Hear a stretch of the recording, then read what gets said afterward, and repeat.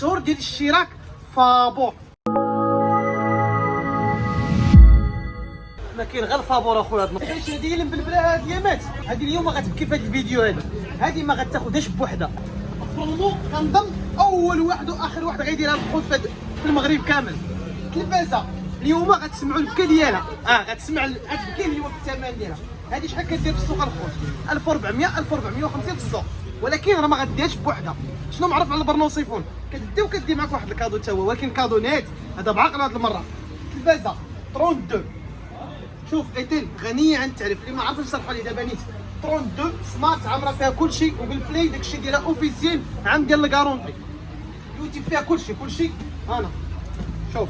وارخص تلفازه دابا غتولي ها هي شتا اندرويد 11. لي دوني ديالها كاملين معروفه، سمارت فيها ثمن زوين، كتباع 1400 1450. في هذا الفيديو هذا سمعني مزيان وحل معايا دماغك، اسمع مزيان. غتاخذ التلفازه بشحال؟ شحال قلنا كنا كدير 1400 1450.